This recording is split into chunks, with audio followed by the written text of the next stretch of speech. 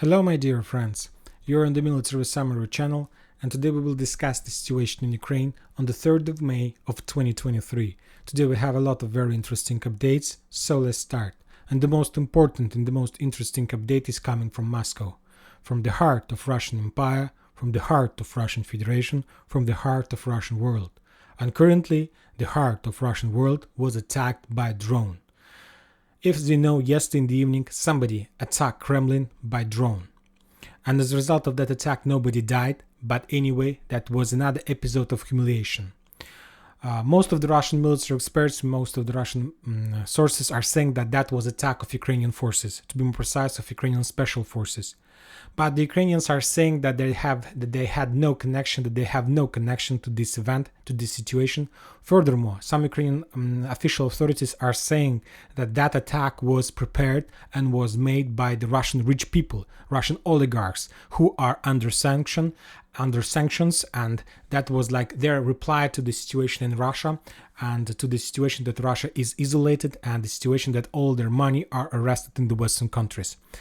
There are a lot of questions, there are more answers than the questions to the situation, and the most important that concerns me is that this situation took place yesterday in the evening, and just after, let's say, 12 or from 12 to till 16 hours, the Russian authorities provided any information about that case.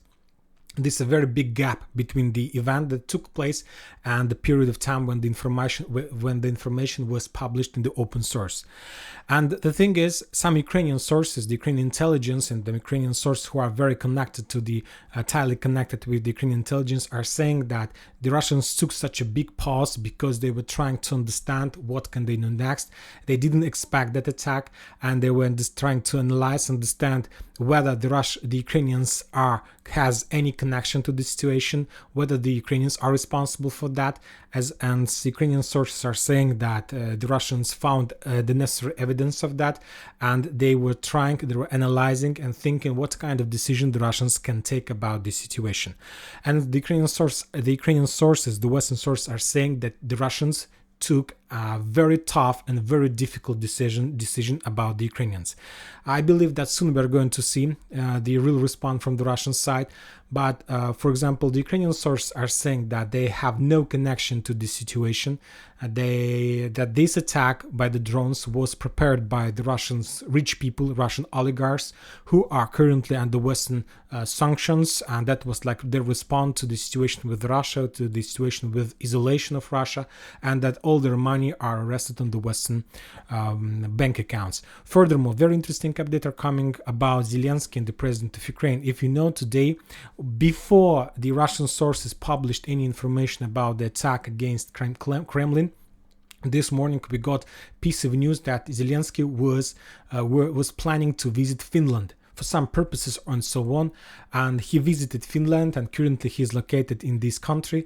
And the Russians, after the Russians published this piece of news about the attack against Kremlin, the office of President of Zelensky reported that Zelensky changed his plans, and currently he was planning to stay in Finland for a day, but after that update he took a decision to stay more in Finland. So we see that this might be some kind of reaction and some kind of response to this situation. So as I understand, if that attack was made by the Ukrainian special forces, that means that Ukrainians and the Western countries took a decision to hide Zelensky in the territory of the NATO country during the upcoming events, because we know that all these attacks against Kremlin, those events with derailing of the trains in Bryansk area, those attacks against the fuel depots in Sevastopol and in Crimea, another fuel depot on the Russian mainland, all these events, the Russian missile attack against the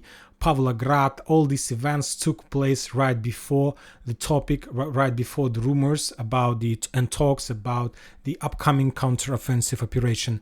And currently, now let's go to this possible counteroffensive operation and let's talk talk about the situation on the ground. For example, for these purposes, let's take the Western sources map. For example, the Russian sources are saying that Ukrainians managed to accumulate up to 4,000 soldiers, even more, along the border with Moldova. And the Russians are saying that starting from the 9th of May till the 15th of May, the Ukrainians are going to start some kind of provocation against Prидnestrovia.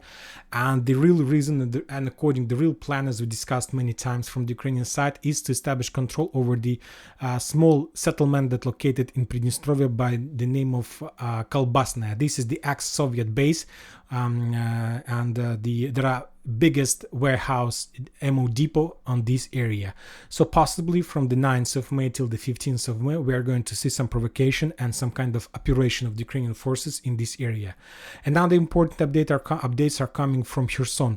The Ukrainians continue the redeployment process of their forces in direction of Kherson with maybe possible attempt to cross Dnipro River.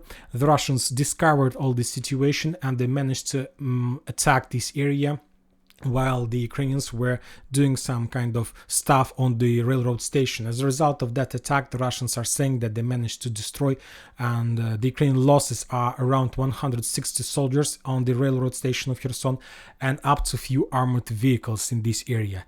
Very interesting updates are coming today from Zaporozhia area.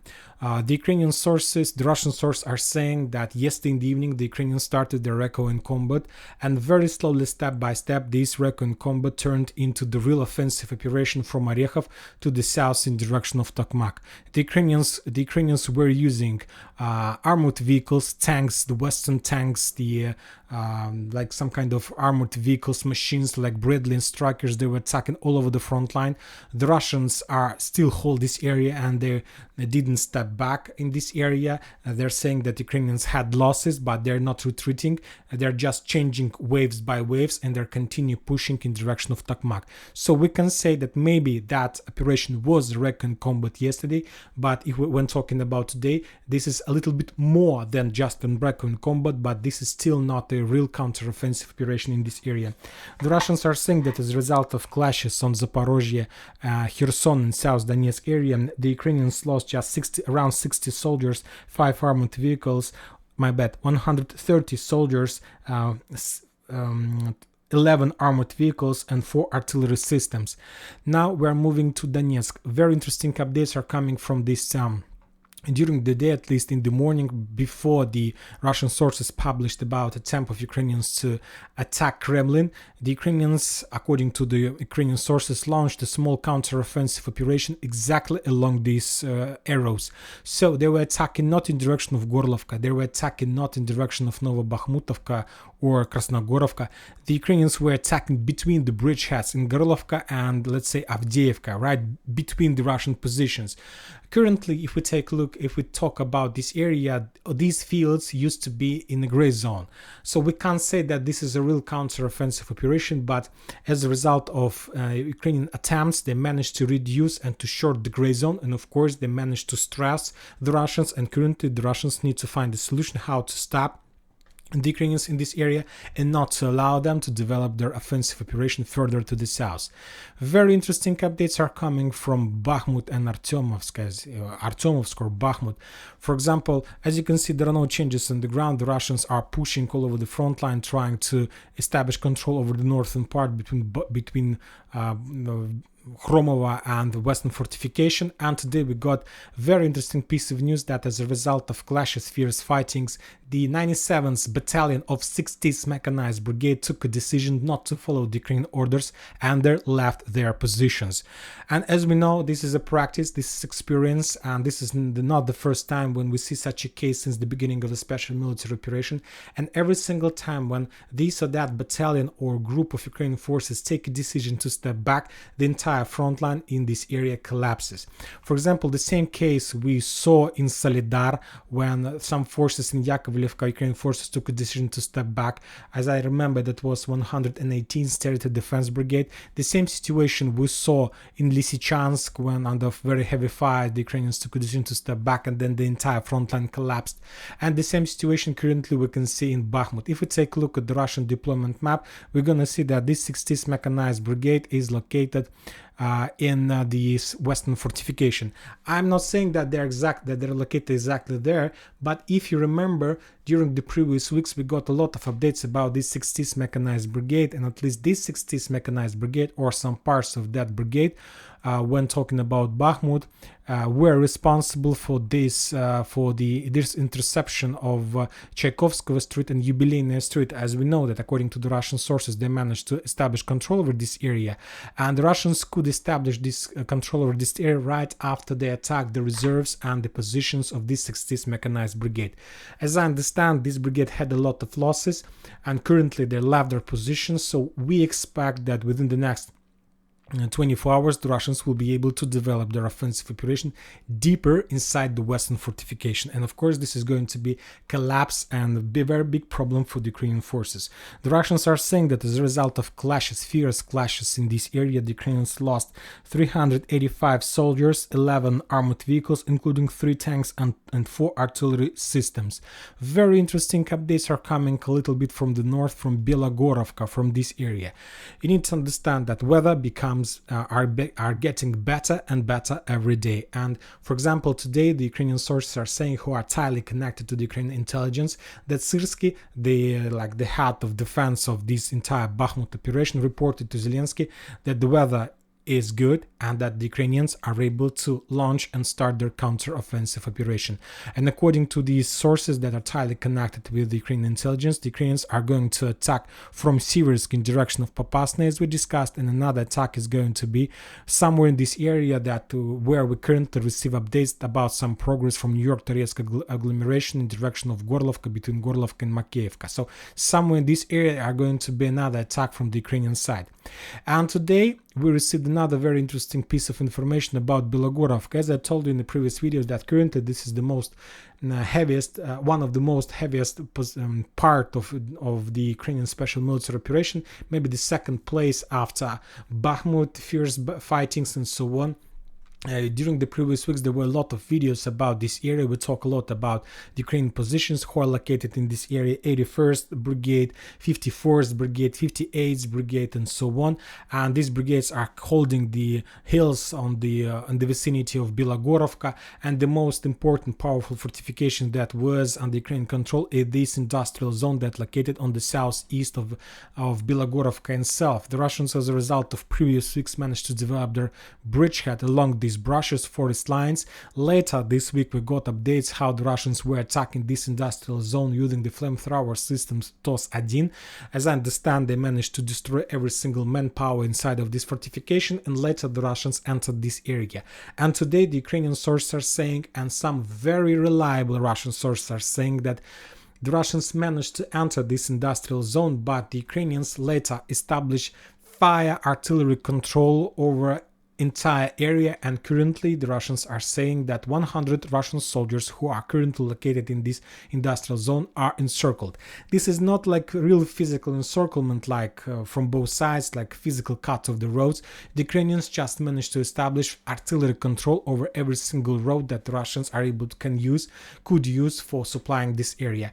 I'm not saying that this is a critical situation, just like small operational crisis that the Russians need to solve within a few days or within the next 24 hours, because these guys, they need to defend, they need to protect themselves, they need to use ammo, and I believe that soon they will be out of ammo, and after that the Ukrainians would be able to establish control and capture these soldiers without any problems. So now the Russians need to solve this operational crisis, and I believe that currently they are completely focused in this area. But anyway, this is another very interesting update from this front line during the previous 24 hours. When talking about the Kupiansk and Liman front line, there are no changes on the ground, just the regular updates as we saw yesterday, the day before yesterday. The Russians are saying that as a result of fierce clashings, artillery duels, bombings and so on, the Ukrainians lost 90 soldiers, 9 armored vehicles and 3 artillery systems. So this is about the situation on the ground. Just one more time, I'll remind you the events that took place in Crimea. For example, the Russians are saying that during the previous night the Ukrainians made another drone attack against the fuel depot on the mainland of Russian Federation. There was an explosion, and currently I believe that, of course, this situation reduced the Russian Navy naval possibilities. Furthermore, don't forget that a few days ago the Ukrainians destroyed another fuel depot in the south of Crimea, and right before I started making this video, the Russian source reported that there was a work of air defense system in the south of Crimea, and the Russians managed to shut down the Ukrainians' drones in this area. And don't forget about 2 cases of derailing of Russian trains from the tracks in the Bryansk area. So situation is very difficult, situation is very complicated, and we're going to see more and more intensifying of actions in the special military operation. But and that's it about the situation. Now let's talk one more time, a few words about this attack against Kremlin. You know that there is one important diplomacy doctrine that lots of countries are trying to follow, and this is doctrine of diplomatic synchronously attacks on synchronously actions. So what does it mean? For example, if you take a decision to reduce the number of embassy of this or that country, that means that this country is going to make the same synchronous action. They will reduce the number of your embassy, the same amount of people, the same amount of workers.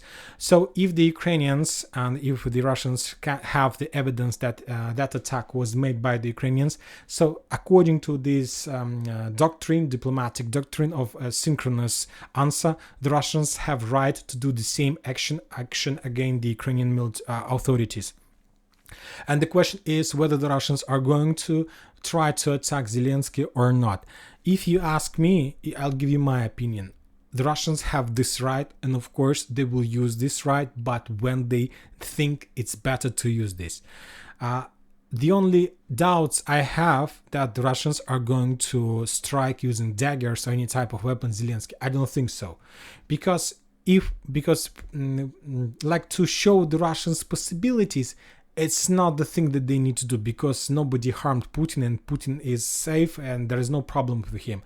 So to attack the president of office using the drones is not like a solution. It's not like the same thing.